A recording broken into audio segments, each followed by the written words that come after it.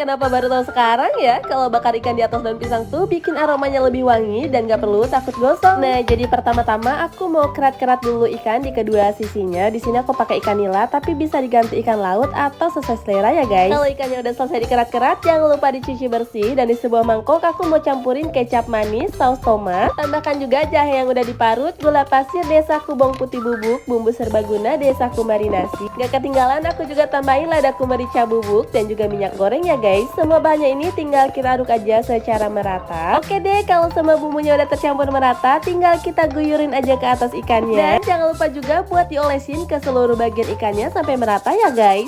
Nah, biar nanti tuh ikannya pas dibakar jadi lebih wangi dan gak lengket di teflon, jadi aku alasi pakai daun pisang ya. Jangan lupa juga buat sesekali diolesin sama saus olesan tadi. Aku masaknya 5 menit per satu sisi. Jadi ikannya ini aku panggang selama 20 menit atau sampai mateng ya. Kalau ikan bakar banjarnya udah mateng, tinggal disajikan aja bareng sambal kecap atau sambal favorit kalian ya. Karena bikinnya gampang, jadi cocok banget nih kalau mau dijadiin ide menu malam tahun baruan nanti. Jangan lupa di-recook dan selamat mencoba.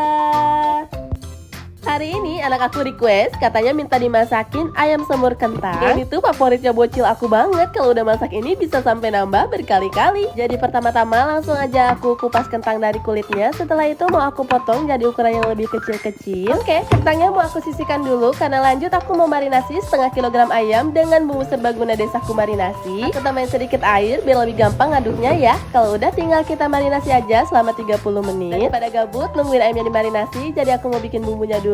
Campurkan 5 sendok makan kecap manis dengan desaku bawang putih bubuk, ladaku merica bubuk, garam, gula, dan juga sedikit air ya. Nah, bumbunya ini tinggal kita aduk aja secara merata. Dan di wajan tadi aku udah panasin minyak karena aku mau tumis dulu bawang merah. Tumis bawang merahnya sampai harum, wangi, tanak, dan mateng. Tambahkan juga sama daun salam, biji pala, kayu manis, dan juga cengkeh. Lalu kita masukkan ayam yang udah dimarinasi, disusul dengan racikan kecap tadi ya. Kalau ayamnya udah karamelis, kita masukkan kentang dan juga air. Lalu aku mau masak dulu dengan panci tertutup selama 10 menit. Kalau ayamnya udah empuk dan bumbunya meresap, ini waktunya kita buat tambahin air lagi biar nanti tuh kuahnya jadi banyak ya. Udah deh, tinggal diaduk merata dan masak sampai kuahnya ini mendidih dan mateng. Bikinnya tuh beneran super simple, satset, gak perlu ribet. Tapi berhasil bikin anak aku nambah sampai berkali-kali. Jangan lupa di-recook dan selamat mencoba. Ternyata kita bisa loh bikin channel kecebong yang lagi viral itu di rumah cuman pakai kukusan kayak gini. Jadi pertama-tama aku mau campurin dulu jelly cincau yang ukuran besar dengan tepung tapioka, tepung maizena. Tambahkan juga gula pasir, sedikit garam, dan juga air. Untuk semua takarannya udah aku tulis di teks ya guys. Nah, semua bahannya ini tinggal kita aduk dulu sampai merata. Kalau udah tercampur merata dan gak ada yang menggumpal, baru tambahin sama secukupnya pewarna hijau. Campur merata, baru deh kita nyalakan kompor. Masak di api kecil sambil terus diaduk dan dimasak sampai teksturnya tuh licin kayak gini. Nah, si adonannya ini pas masih panas-panas langsung aja kita tuang ke alat kukusan kayak gini. Yang di bawahnya tuh udah aku sediain baskom yang udah berisi es batu dan juga air dingin biar nanti si channelnya tuh langsung beku ya guys. Karena hasilnya lumayan banyak, jadi mau aku pindahin ke baskom yang agak besar. Dan lihat ya channelnya, walaupun aku aduk-aduk ini tuh nggak hancur sama sekali. Oke deh, channelnya kita sisihkan dulu karena lanjut aku mau bikin saus gulanya. Jadi pertama-tama aku mau potongin dulu buah nangka. Sebenarnya sih ini opsional aja, tapi menurutku kalau channel pakai nangka tuh enak banget deh, ada wangi-wanginya gitu loh. Nah, di sebuah panci aku campurin gula merah, sedikit garam, daun pandan, dan juga air. Kalau udah mendidih dan mencair, baru kita masukin potongan nangka tadi. Dan tinggal kita sajikan aja bareng es batu, cendol, dan juga saus gula. Oh iya, untuk santannya di sini aku ganti pakai susu cair ya guys. Gimana bikinnya gampang banget kan? Cocok nih kalau buat ada acara di rumah. Karena udah pasti enak dan hasilnya lumayan banyak. Jadi ini juga mau aku jadiin stok di kulkas. Biar kalau pas pengen yang dingin-dingin, tinggal bikin aja deh. Jangan lupa di-recook dan selamat mencoba. Kalau di rumah kalian punya telur, cobain deh ditusuk pakai jarum kayak gini. Kalian udah bisa bikin ramen hack ala resto mahal yang enak itu loh. Jadi pertama-tama telurnya mau aku rebus dulu dengan 6 sendok makan air selama 6 menit. Dengan cara ini bikin telurnya jadi lebih mudah dikupas dan hasilnya glowing, gak kopek-kopek ya. Oke, telurnya kalau udah selesai dikupas dan direbus, tinggal kita campurkan aja dengan cabai bubuk, bawang putih bubuk, lada bubuk, garam. Tambahkan juga 3 sendok makan air dan 3 sendok makan minyak goreng. Jangan lupa juga buat tambahin jeruk nipis ya.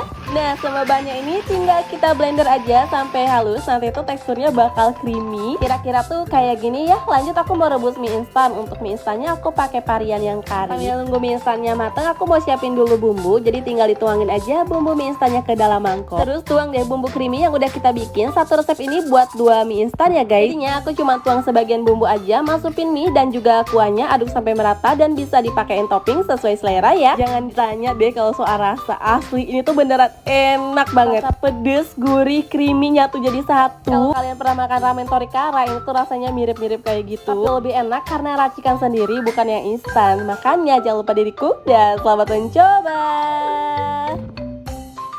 Nyesel banget, kenapa baru tahu sekarang kalau ternyata ada loh cemilan yang namanya pastel tutu. Walaupun namanya sama, tapi ini tuh beneran beda dan lebih spesial. Nah, jadi pertama-tama aku mau chopper dulu daging ayam. Setelah itu aku juga mau tumis irisan bawang bombay dan juga bawang putih sampai harum. Baru kita masukkan daging ayam udah dichopper, tumis lagi sampai berubah warna, disusul dengan masukin potongan wortel, jagung dan juga daun bawang. Tambahkan juga dengan susu cair dan kasih seasoning gula garam penyedap. Dan biar lebih gurih aku juga tambahin parutan keju dan aku kentalkan dengan larutan tepung maizena ya guys. Balik lagi ke kentang yang udah kita rebus, ini tuh udah empuk, tinggal kita haluskan aja dan mau aku campurkan dengan parutan keju, gula, garam, penyedap, telur, susu bubuk. Ini opsional, kalian juga bisa tambahkan sama pala yang diparut kayak gini ya guys. Aduk semua bahan kentang sampai tercampur rata dan ambil sekitar 2 sendok makan adonan buat di bawah aluminium foil. Lalu bagian tengahnya isi dengan isian udah kita bikin dan tutup lagi dengan adonan kentang ya. Nah, biar atasnya lebih menarik, jadi mau aku kasih motif sedikit dan aku olesin pakai kuning telur dan ditambah juga sama daun parsley. Oke, pastel tutupnya tinggal kita panggang aja selama 30 menit di suhu 200 derajat. Atau bisa juga disesuaikan sama oven masing-masing ya guys. Dari satu resep ini bisa jadi 15 buah dan cocok banget loh kalau mau dijadiin ide jualan atau buat suguhan lebaran nanti. Bikinnya gampang, rasanya enak, jangan lupa di cook dan selamat mencoba.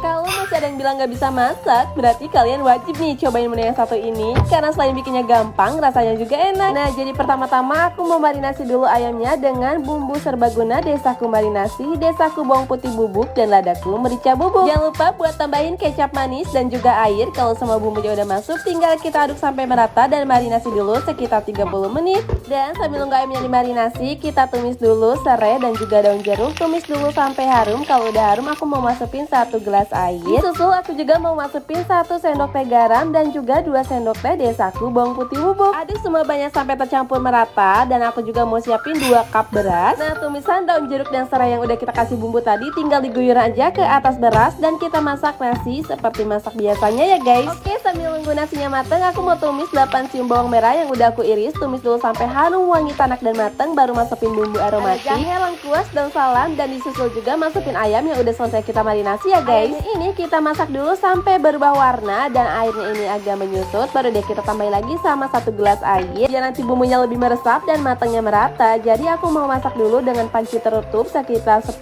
menit. Ini opsional aja, aku tambahin sama cabai rawit utuh biar yang suka pedes tetap bisa makan ya guys. Ayam masak kecapnya udah jadi dan aku mau balik lagi ngeliat nasi daun jeruknya. Ternyata ini juga udah mateng, jadi tinggal kita sajikan aja bareng ayam yang udah kita bikin. Asli sih, anak aku tuh suka banget dan sampai nambah berkali-kali. Makanya jangan lupa di cook dan selamat mencoba.